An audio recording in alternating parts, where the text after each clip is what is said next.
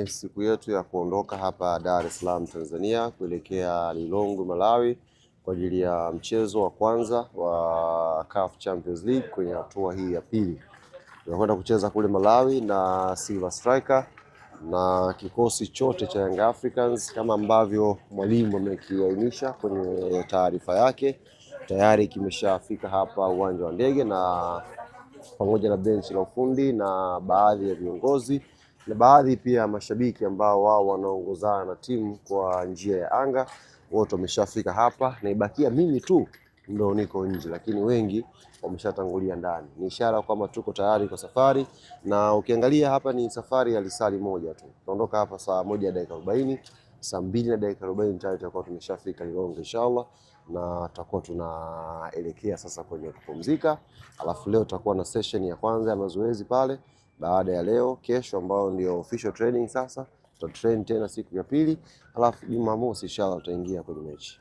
Kwa namna watu walivyokuwa naiangalia Silver Striker pengine sio katika ukubwa huo ukilinganishwa na timu nyingine ambazo Yanga ameshakutana nazo, lakini tumeona nguvu kubwa ambayo umetumia pia kwa mashabiki wengi kuelekea kule, gari zaidi ya 10 kutoka Dar es Salaam, kutoka Mbeya tu gari zaidi ya 15.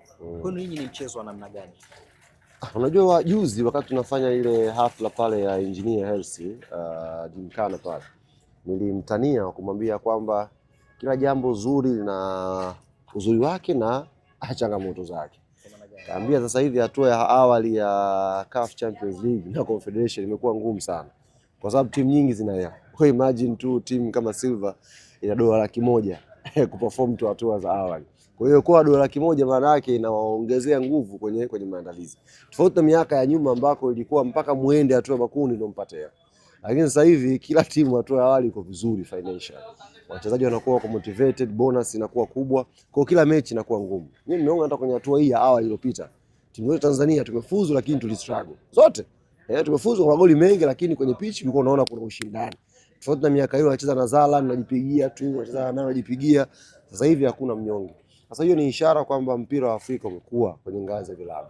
Na sisi kama Young Africans wenye malengo ya kufanya vizuri kwenye Champions League, tutakiwa twende kwa tahadhari zote.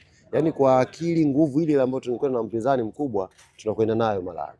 Lakini kwa upande wa mashabiki, hii ni fursa kwa klabu yetu Young Africans kupata mchezo na taifa jirani ambalo kwa njia ya basi nafikika. Ni fursa kubwa kwa mashabiki wetu kusafiri kwenda kuiunga mkono timu yao.